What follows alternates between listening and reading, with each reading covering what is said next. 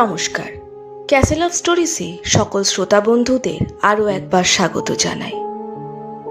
জাপানে বিভিন্ন ভৌতিক লোককথা প্রচলিত আছে।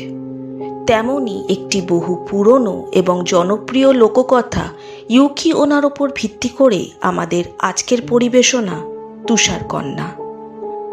গল্পের মূল চরিত্রে আছে মিনোকিচি, মোসাকু ও ইউকি এবং ইউকিওনা বা তুষারকন্যা। শুনতে থাকুন আমাদের আজকের গল্প তুষারকন্যা।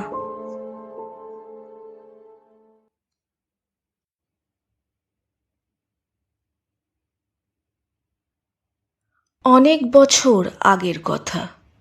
জাপানের ইডো নামক শহরের পাশে একটি ছোট্ট গ্রাম ছিল। সেখানে এক গরিব কাঠুরে তার মায়ের সাথে বসবাস করত। তার নাম ছিল মিনোকিচি। মিনোকিচি খুবই সুদর্শন, বলিষ্ঠ চেহারা, সুপুরুষ ছিল। মিনোকিচি প্রতিদিন গ্রামের পাশের পাহাড়ি জঙ্গলে তার বন্ধু মোসাকুর সাথে কাঠ কাটতে যেত। প্রতিদিনের মতো সেদিনও মিনোকিচি তার কুঠার নিয়ে কাঠ কাটতে যাবে, তখন তার মা এসে তাকে বাধা দেয়। মিনোকিচি, আজ ওই জঙ্গলে না গেলে নয়। কেন মা, কি হয়েছে? আজ আকাশটা কেমন মুখ গোমরা করে রেখেছে। চারপাশটা কেমনই কুয়াশাচ্ছন্ন।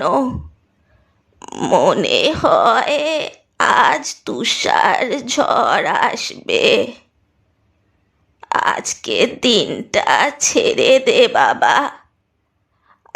আজ আর ওই পাহাড়ি জঙ্গলে যেতে হবে না।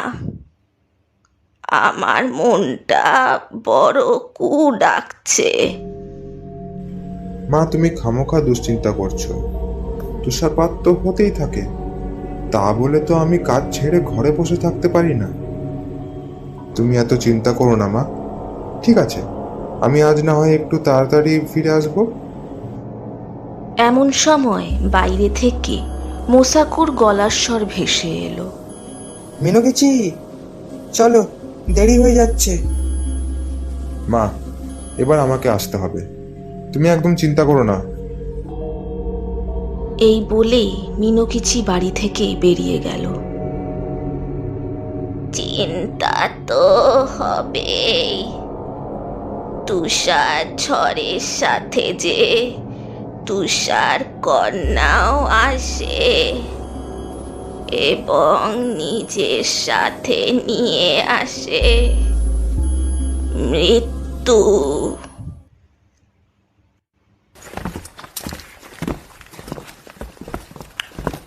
পাহাড়ের ওপরে জঙ্গলের বেশ কিছুটা গভীরে যাওয়ার পর মিনোকিচি বলল, ভাই মোসাকু, আজ জঙ্গলের বেশি গভীরে যাব না। কেন, শরীর ভালো নেই নাকি?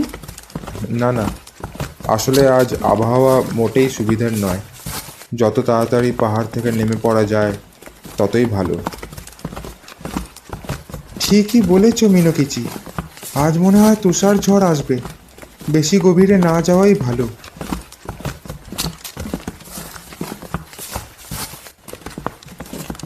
আরও বেশ কিছুটা পাহাড় চড়াইয়ের পর তারা আর ওপরে না গিয়ে সেখানেই কাঠ কাটার কাজ শুরু করলো।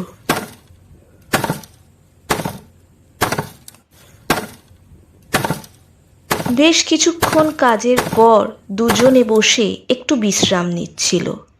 এমন সময় আকাশের কালো মেঘ যেন আরো ঘন হয়ে এলো। মোসাকু, একবার আকাশের দিকে তাকাও। এই যে দুপুরেই সন্ধে নেমে এসেছে, আমার মনে হয় আজ আর দেরি না করাই ভালো। এর মধ্যেই শীতল বাতাসের ঝড় শুরু হলো। মিনোকিচি আর সেখানে বসে সময় নষ্ট করল না। যতটুকু কাঠ তারা কেটেছিল সেগুলোই জড়ো করে বেঁধে ফেরার পথ ধরবে। তখনই শুরু হলো তুষারপাত। এই সেরে ছেড়ে মোসাকু, তাড়াতাড়ি পা চালাতে হবে। অন্ধকার নামার আগেই আমাদের গ্রামে ফিরতে হবে। এই তুষার ঝড় বেড়ে গেলে জঙ্গলেই আটকা পড়ব। মিনোকিচি ও মোসাকু এবার তাড়াতাড়ি পা চালাতে লাগলো। এদিকে হাওয়ার বেগ আরও বাড়তে শুরু করলো। ধীরে ধীরে চারপাশে ঘনিয়ে এলো অন্ধকার। তুষারপাতের দাপটও বাড়ল আরও অনেক গুণ। অনবরত তুষারপাত ও অন্ধকারের কারণে পাহাড়ি জঙ্গলে পথ খুঁজে নেমে আসা বড়ই কঠিন হয়ে উঠতে লাগলো। এদিকে ঠান্ডাও বেড়ে গেছে অনেকটা। এই তুষার ঝড়ের মধ্যে বেশিক্ষণ জঙ্গলে থাকলে তারা যে মারা পড়বে। কিন্তু এই অন্ধকারের পথ খুঁজে নেমে আসারও কোনো উপায় তারা দেখতে পাচ্ছে না। এমন সময় তাদের নজরে পড়ল একটি বাড়ি। বাড়িটি বেশ দূরে। এই ঝড়ের মধ্যে অস্পষ্ট দেখা যাচ্ছে বাড়িটিকে। কোনো উপায় না পেয়ে দুই বন্ধু সেই বাড়ির দিকেই রওনা হলো। বেশ কিছুটা যাওয়ার পর তারা বাড়িটির সামনে এসে পৌঁছলো। দরজা বন্ধ। মোসাকু বলল, মিনোকিচি, এ ঘর শিকারীদের থাকবার ঘর। শিকারীদের ফিরতে দেরি হলে বা জঙ্গলি জানোয়ারদের থেকে লুকানো হলে ওরা এই ধরনের ঘরে আশ্রয় নেয়। কিন্তু এই ঘরটি দেখে তো মনে হচ্ছে এটি বন্ধ। কিছুক্ষণ এদিক ওদিক দেখে তারা আবিষ্কার করলো দরজাটি ভেতর থেকে নয়, বরং বাইরে থেকে একটি বিশাল শেকল টেনে বন্ধ করা। দুজনে চটপট শেকলটি খুলে ঘরের ভেতর প্রবেশ করে দরজাটি বন্ধ করে দিল। তারপর দু চারটে কাঠ এবং কিছু ঘাস জড়ো করে তাতে আগুন ধরাতে ঘরটি আলোকিত হলো। বাইরের থেকে ঘরটি অনেক বেশি উষ্ণ ও আরামদায়ক। আগুনে ভালো করে গা হাত পা সেকে দুজনে এবার শুয়ে পড়ল। শরীর ক্লান্ত ছিল, তাই ঘুমও এলো তাড়াতাড়ি। বাইরে তখনও তুষার ঝড় চলছে। রাত তখন বেশ গভীর। কি কারণে মিনোকিচির ঘুম হঠাৎ ভেঙে গেল। সে অনুভব করল ঘরের ভেতরের তাপমাত্রা অনেকটা কমে গেছে। চারপাশটা হিম শীতল হয়ে আছে। চোখ খুলে দেখল পায়ের দিকের আগুনটা প্রায় নিভু নিভু অবস্থা। এবার সে পাশ ফিরতেই আঁতকে উঠল। তার পাশে কিছুটা দূরত্বে শুয়ে ঘুমোচ্ছিল তার বন্ধু মোসাকু, এবং মোসাকুর ঠিক মাথার সামনে হাঁটু গেড়ে বসেছিল একটি অল্প বয়সী অপরূপা যুবতী। তার পরনে কিমোনো, গায়ের রং ফ্যাকাশে সাদা, লম্বা কালো চুল। সেই যুবতী মোসাকুর মুখের ওপর ঝুঁকে পড়ে এক দৃষ্টিতে তার দিকে তাকিয়েছিল। মিনোকিচি কিছু বলতে যাবে, তার আগেই সে দেখল এক অদ্ভুত ঘটনা। মোসাকুর মুখের ওপর যেন তুষারকণা ঝরে পড়তে লাগলো। সেই তুষারকণার শীতল স্পর্শে মোসাকু ধরফর করে উঠে বসল। সে দেখল তার মুখের ঠিক ওপরে ঝুঁকে বসে এক যুবতী। সে ভয়াত্মক কণ্ঠে জিজ্ঞেস করল, আপনি কে?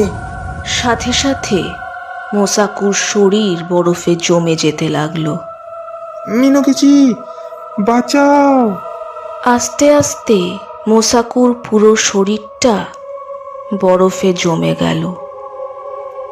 মিনোকিচি দৌড়ে মোসাকুর দিকে যাবে, এমন সময় তার সামনে আবির্ভাব হলো সেই অপরূপ সুন্দরী নারী।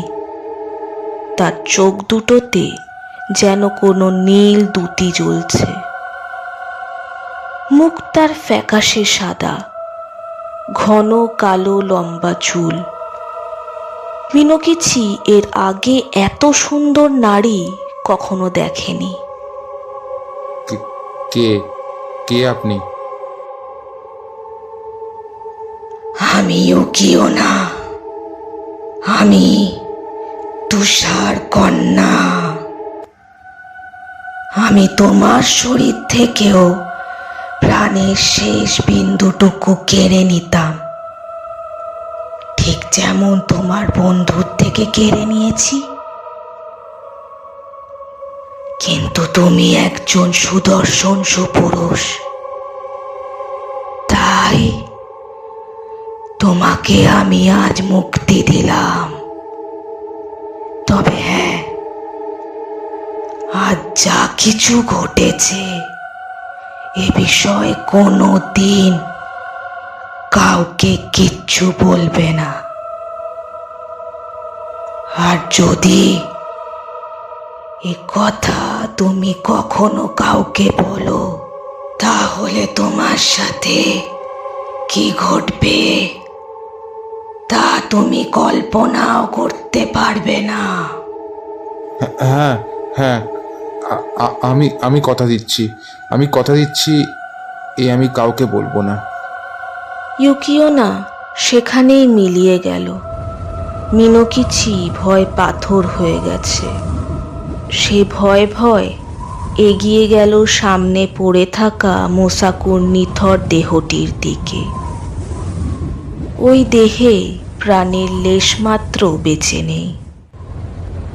পরদিন ভোরের আলো ফুটতেই মিনোকিচি মোসাকুর দেহটিকে সসম্মানে কবর দিয়ে গ্রামে ফিরে এলো।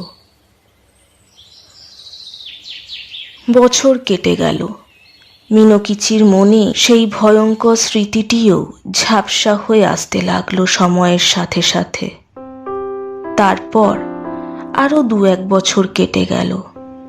মিনোকিচি আগের থেকে আরও বেশি সুন্দর, সাবলীল, পরিপূর্ণ ব্যক্তি হয়ে উঠল।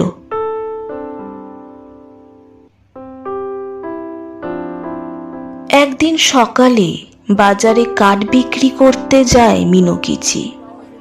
কাঠ বিক্রি করে ফেরার পথে তার চোখ পড়ে ছোট্ট একটি দোকান। তার বাইরে দাঁড়িয়ে আছে একটি যুবতী। সে যুবতী খুবই সুন্দর। তার সৌন্দর্য মিনোকিচিকে ইউকিওনার কথা মনে করিয়ে দিল। সে কারণে মিনোকিচি আর বেশিক্ষণ সেখানে থাকলো না। সে রাতে মিনোকিচির চোখে বারবার ভেসে উঠতে লাগলো সেই মেয়েটির চেহারা। কি সুন্দর দেখতে তাকে! ইউকিওনার পর এত সুন্দর নারী সে এই প্রথম দেখল। পরদিন বাজারের সেই দোকানটার সামনে এসে দাঁড়ালো মিনোকিচি। তবে আজ আর সেই মেয়েটিকে দেখতে পেল না সে। ভাবল মেয়েটি হয়তো দোকানের ভেতরে আছে। তাই সে কোনো কিছু না ভেবে দোকানের ভেতর প্রবেশ করল। ভেতরে গিয়ে সে বুঝতে পারল এটি একটি সুরার দোকান। দোকানের কিছু কর্মচারীকে জিজ্ঞেস করার পর মিনোকিচি জানতে পারল মেয়েটি এই দোকানেই কাজ করে। সে কর্মচারীদের সাথে কথা বলছিল। এমন সময় দেখতে পেল মেয়েটি দোকানে প্রবেশ করছে। তাকে আসতে দেখে মিনোকিচি তার দিকে এগিয়ে গেল। আপনি কি এই দোকানেই কাজ করেন? হ্যাঁ, কিন্তু আপনাকে তো ঠিক চিনলাম না। আমার নাম মিনোকিচি। আমি রোজ ওই সামনের দোকানটিতে কাঠ বিক্রি করতে আসি। গতকাল আপনাকে এই দোকানটিতে দেখলাম। আসলে এরকম একটা অন্ধকার পুরনো সুরার দোকানে আপনার মতো কাউকে দেখব আশা করিনি। ও, আমি এই দোকানে কাজ করি না, বাড়িতেই সুরা তৈরি করে দোকানে দিয়ে যাই। আমার নাম ও ইউকি। এইভাবেই মিনোকিচির সাথে ও ইউকির আলাপ। তারপর প্রায় রোজই তাদের মধ্যে দেখা সাক্ষাৎ হয়। আলাপ থেকে বন্ধুত্ব, সেই বন্ধুত্বই আস্তে আস্তে পরিণত হলো ভালোবাসায়। তারপর একদিন তারা বিয়ে করে সুখে শান্তিতে বসবাস করতে লাগলো। বেশ কিছু বছর এভাবেই কেটে গেল। এখন মিনকিচি 3 সন্তানের পিতা। তার চেহারা সৌন্দর্য কিছুটা হলেও কমেছে।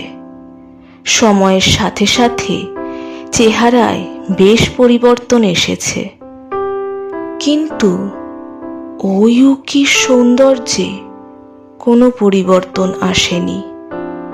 তার চেহারায় বার্ধক্যের লেশ মাত্র নেই। মিনকিচি যখন তাকে প্রথমবার দেখেছিল, ইউকি তখন যতটা সুন্দরী ছিল, আজ 3টি সন্তানের জন্ম দেওয়ার পরও ঠিক ততটাই সুন্দর আছে। একদিন কাজ সেরেই মিনকিচি বাড়িতে ফিরছিল। এমন সময় সে দেখল আকাশে কালো মেঘ ঘনিয়ে এসেছে এবং শীতল বাতাস বইছে চারপাশে। তুষারপাত শুরু হবে এই ভেবে সে দ্রুত পায়ে বাড়ি ফিরে এলো। তার বাড়ির কাছে পৌঁছতেই শুরু হলো তুষারপাত এবং তার সাথে ঝোড়ো হাওয়া।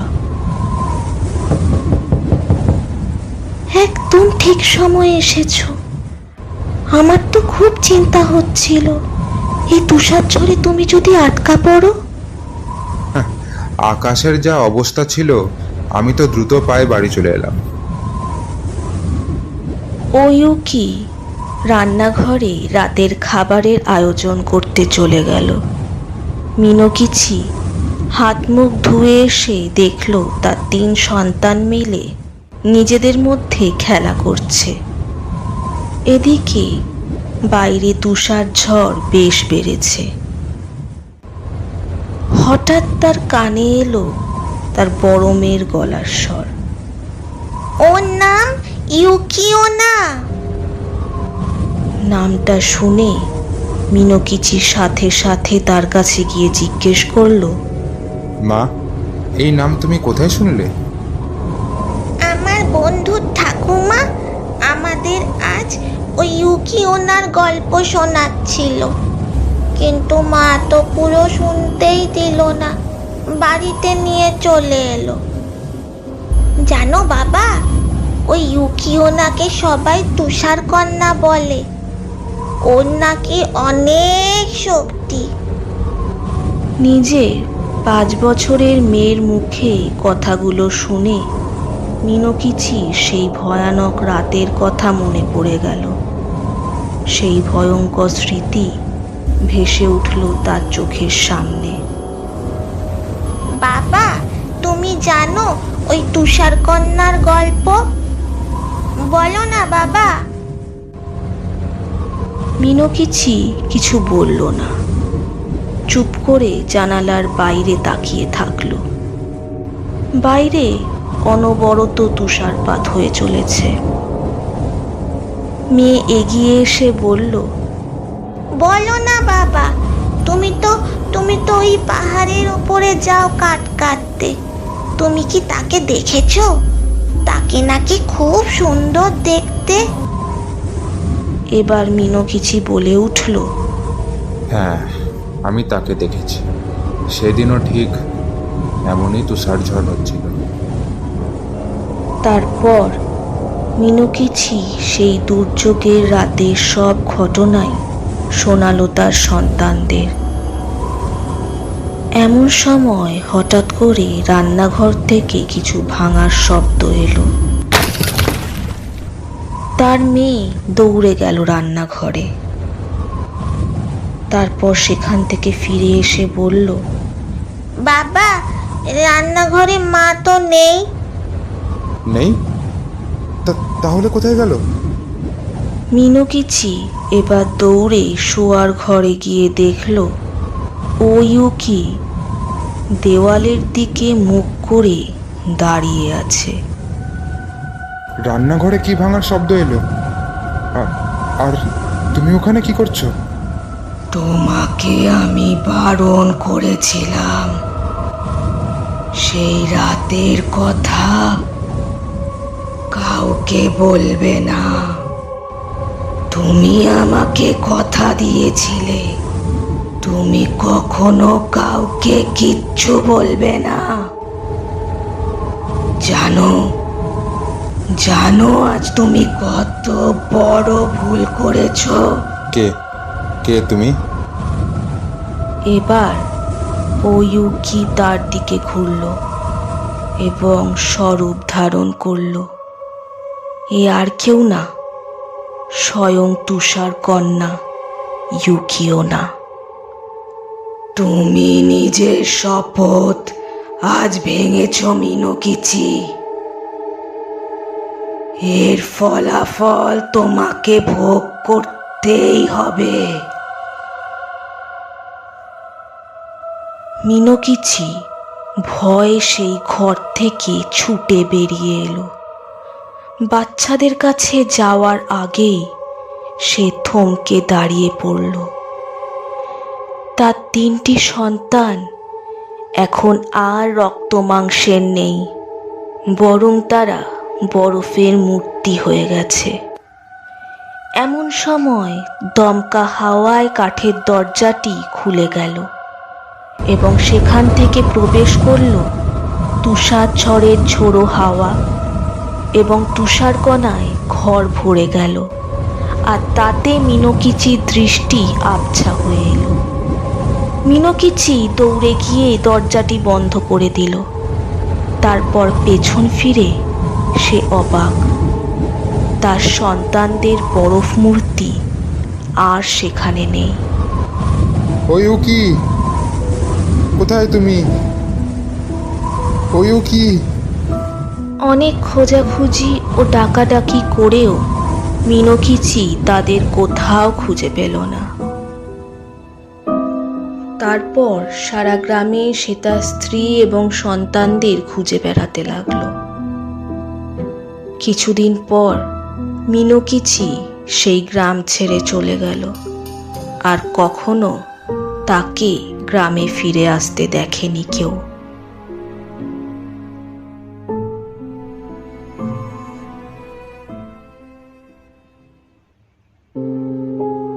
শুনলেন আমাদের আজকের গল্প, জাপানি লোককথা ইউকি ওনার ওপর ভিত্তি করে তুষার কন্যা।